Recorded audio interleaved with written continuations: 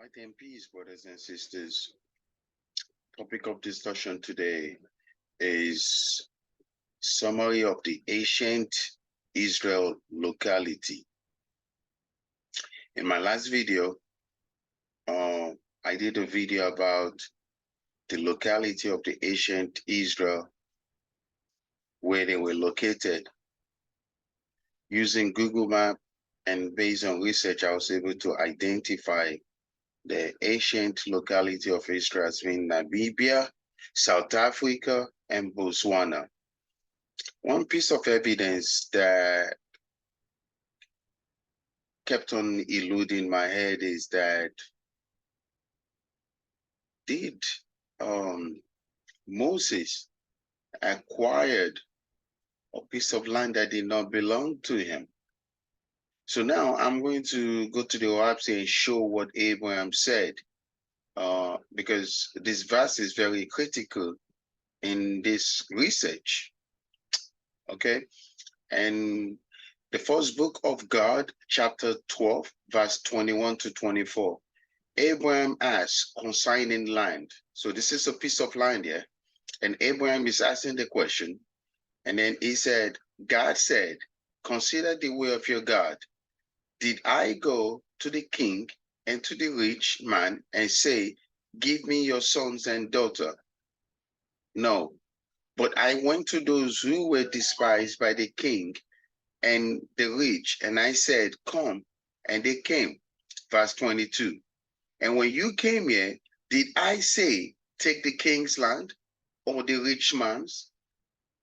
God said, no, but I led you to that which was neglected and waste in the eyes of the king's people. And I said, this is your inheritance. So let's pause for a minute. So if God told this to Abraham, then Abraham wrote this down and passed it down to his descendants and or to his people. So one of his people happened to be Moses. And in one of the commandments that Moses gave to the Israelites, thou shalt not covet another man's property. So it's clear here that when it comes to a piece of land, Moses cannot buy it either. I'm going to continue, verse 23. This is sufficient for you and your people to buy, burying places for the dead, which shall not be disturbed, but neither buy nor sell any other lands. You see that? That's very clear. Verse 24. And after your people have improved a place, this is critical, and the king comes against you, saying, I will have this land either by purchase or by battle. You shall say, no, neither by purchase nor battle shall you inherit that which is Jehovah. But if you desire the land, I will give it to you without money and without battle.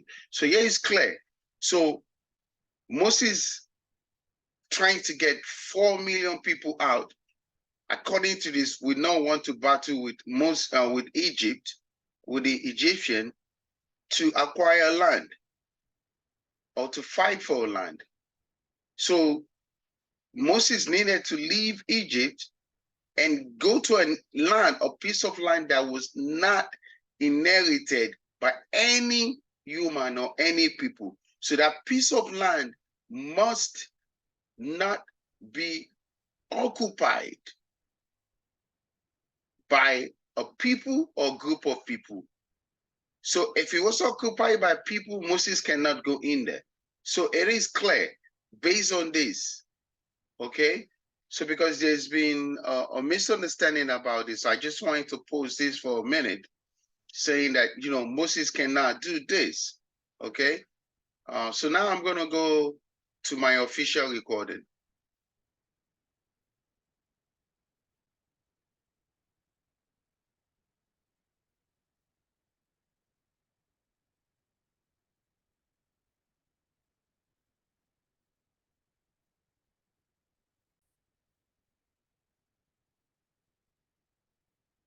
Light and peace, brothers and sisters. Topic of discussion today is the summary of ancient Israel locality. there are a few things to address to finalize the saga about the actual locality of Israel when Moses took about 4 million people out of Egypt. And some questions has been raised left and right, back and forth. I did promise in my previous video when I did this video about the ancient Israel locality that I would not be responding to comments, and I also would not be responding to emails on unnecessary questions. But these are valid questions that was being raised, which needs to be addressed. So I will address it in this video, and to make it official, I'm going to address it now. One thing to address is this. Point number one, if this story does not coincide or does not link or does not fit certain events in the past, then we need to throw the OahspeCollegeUniversity out of the window right now. We also need to throw the Christian Bible, any scripture, any text that talks about the departure of Moses and his people out of Egypt and does not meet or does not fit the equation where you could get timeline, then we need to throw this thing out of the window right now. That goes back to what the Kemetic brothers and sisters are saying, that the story didn't exist. It's a phantom. It's a ghost story. It doesn't exist. So I'm going to address this from the OahspeCollegeUniversity point of view and also use the Google map, which I have done. But there are points I want to make. Point number two. Abraham was given a specific rule or guideline. You cannot take a land that does not belong to you. If the land does not belong to you, you cannot take it. This was clear to Abraham. So if that law was passed down or that rule was passed down to Moses, Moses also needs to follow it. So now point number two, if Moses knew there was no other land he can take about 4 million people to, then he's going to fight and war against the Egyptians and then take over Egypt. But that's against the higher law. So Moses, number one, Moses cannot fight or war. They're not warriors. Okay? Number two, thou shalt not covet thy neighbor's property. So this means that Moses needs to go get a piece of land or a country that belonged to the Israelite originally, or you must take a land or property that nobody dwells or nobody live in. And back then, there are people living. First of all, Egypt.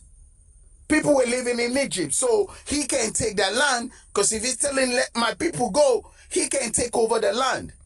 Number two, you cannot go to the northern part of Africa as a place to dwell, because you got barbarians living there. They will kill you in a minute, and if they don't kill you, they will make slave of you. Number three, you can't try to go to the other eastern or northern part, because they were doing animal sacrifice. They were killing humans. They were sacrificing humans. So it will only make logical and historical sense for you to dwell in a land that nobody was living in, which will be the southern part of Africa, all the way down there in Africa. So which they call today South Africa, Namibia, Botswana. I don't want to get into Zimbabwe, because Zimbabwe, was kind of iffy. And I cannot use Zambia, because Egypt owned, the Egyptians were ruling Zambia at that time, or they have a full control of Zambia at that time. So that land belonged to Egypt. And I cannot use Angola because Angola was, one of those, animal sacrifice. Yeah. So it will only make logical sense that Moses would have to take them to the land that was promised to Abraham, which happened to be Canaan. And we have full evidence of the Canaan roots flourishing in South Africa, Namibia today. That's what will make only logical sense. Now, if this story is not true about Moses leaving Egypt and they coming to dwell in the land that was promised by their forefathers, then we need to throw every book out of the window right now. We need to throw the OahspeCollegeUniversity out of the window. We need to throw the Ezra Bible out of the window. We need to throw the Christian Bible, the Tanakh, any scripture that talks about the leaving, the migration of Israel out of Egypt, and does not coincide because Moses cannot, and I repeat this, cannot take over a land that does not belong to him. That's against the law. That's against the higher law. The law was given to Moses and he has to abide with it. So, brothers and sisters, if you have evidence that Moses actually took a land, that he took these people out of Egypt and they dwell in the land that people were already living in, please post a comment. I'm interested in this. I'm talking about this topic is about to go to the next level. Okay? And I am going to take this to the next level, to the higher level. That means Moses went against the law. That's point number one. Abraham was told not to take a land that does not belong to him. And he should not dispute against land. And Moses knows this. And Moses was communicating with God and the Creator. Moses had a God assigned to him. So why would the angels of the Creator and the angels of Moses push them, inspire them to go dwell in a land that already belonged to Africans already, or to people that was living there already? First of all, let me put an example. You come to me that you're an Israelite and you got 4 million of your people that want to come dwell in my land. One, I'm going to make slave of you, or two, I'm going to tell you to go back to Egypt.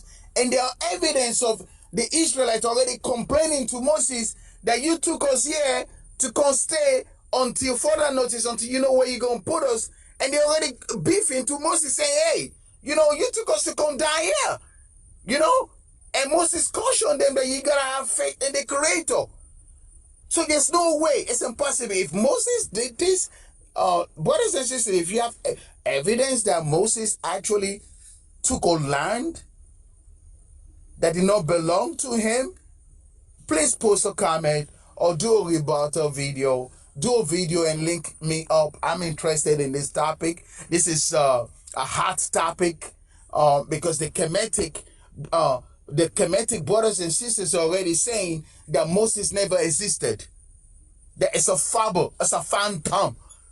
So if that's the case, then, I'm about to jump ship too. I'm about to be a Kemetic brothers and sisters. I'm about to be a Kemetic brother. Okay? Because that means Moses lied. And then Moses went against the law that he gave the people. You cannot dwell in a land that does not belong to you. The land must not have any humans living in there. In order for about 4 million people to do well. Okay? And then there is evidence that Moses also took some Egyptians out of Egypt with him, which he called the Leviticus people or the Levi people. So there were two people that left Egypt, the Leviticus and the Israelite. Light and peace, brothers and sisters. This topic was just to conclude and give a full summary of the ancient locality. They could not have left outside of Egypt to a different continent. It makes no sense. Two, they could not have tried to go dwell in the northern part of Egypt, You got barbarians living there. Okay? So, and if you try to say they moved to West Africa, that timeline is wrong. They moved to West Africa after the Christian God scattered them, after the Christian God destroyed them. And I cannot post that video yet until I do my video about Christianity started in Africa. Then after that, I can now post a video that after southern part of Africa where Israelites dwell for a very long time, where did they get scattered to? Perhaps you recall that they were scattered all over the world, but majority of them were scattered to West Africa, which they call the land of the Negroes, or the Negro land. So, and that Negro was a title. You got the Negress for the women, and for the men they were called Negro. And that was a title bestowed on them because the skin complexion was different from others. And they had, I don't want to get into it, but I can now post a video about the scattered Israelite until I finalize and finish my video about Christianity started in Africa. Then after that, then I'm going to do a separate video dedicated and designed specifically for where did the Israelites live after the Christian God scattered them from Namibia, Botswana, and South Africa. The southern part of Africa was where they dwelled for a very long time, for a very period of time. And there evidence that they married the Canaanites. Okay, so when they started marrying the Canaanites, they started dropping.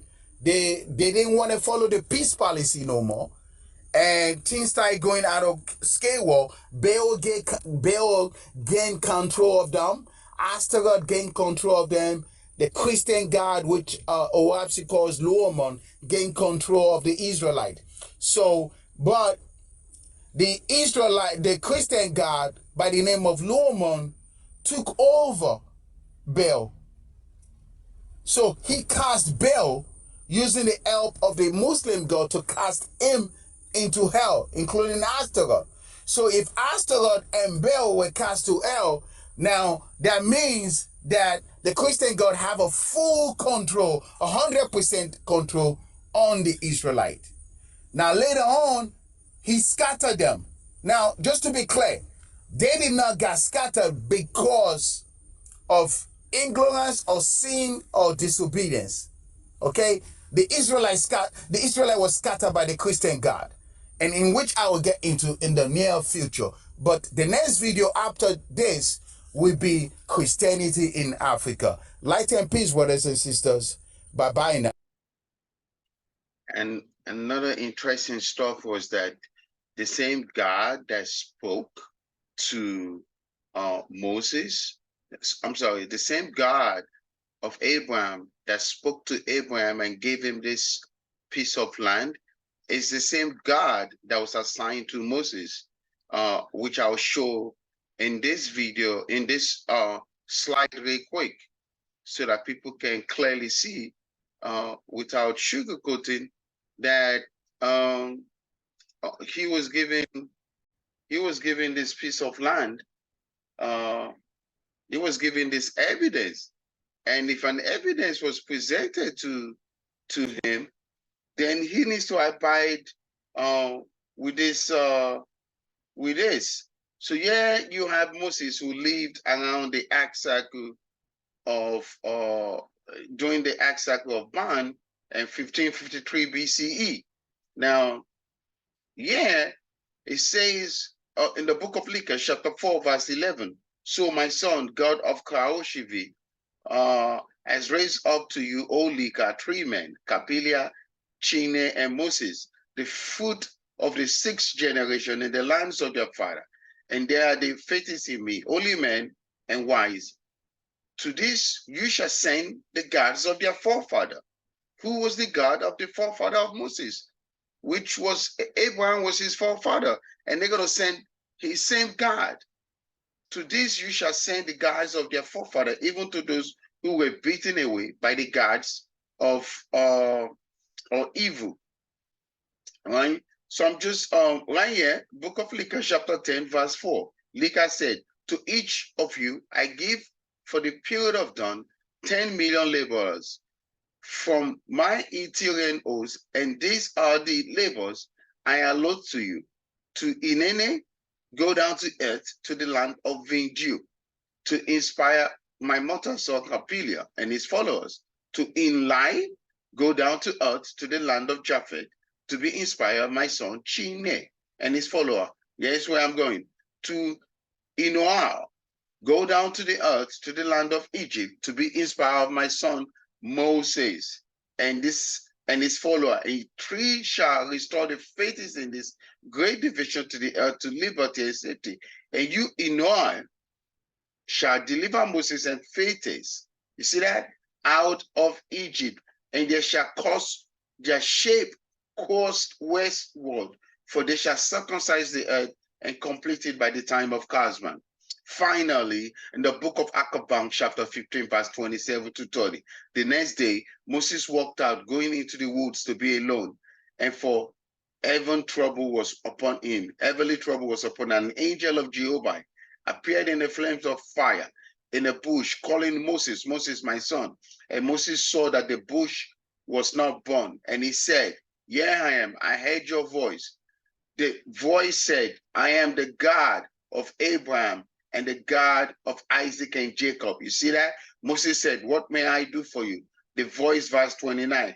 The voice said, go once more among your people. And I say, I, Moses, I have come to deliver you out of the land of Egypt into an inheritance which shall be yours. You see that? So there was an inheritance that was given to Abraham. Verse 30. Moses said, my people will ask of me, by whom authority do you speak? Then I shall answer them. The voice said to them, the I am. So here you have it. Here you have it. The God of Moses, by the name of Inoi, okay? Inoi, Inola, was the same God that spoke to Moses and the same God that spoke to Abraham. And Abraham was told regarding the rules and regulation of a plot of land. And clearly here in the Act of Bond, right, verse 29, in the Act of Bond, chapter 50, verse 29, clearly says that God is ready to give him an inheritance. So that inheritance, no humans dwell in there. So it will fit the puzzle that the portion and the land that nobody was living at that time will be Namibia, South Africa, and Botswana, and it will be the southern part of Africa. Light and peace, brothers and sisters. Until the next video, where I will talk about Christianity started in Africa. Bye-bye now.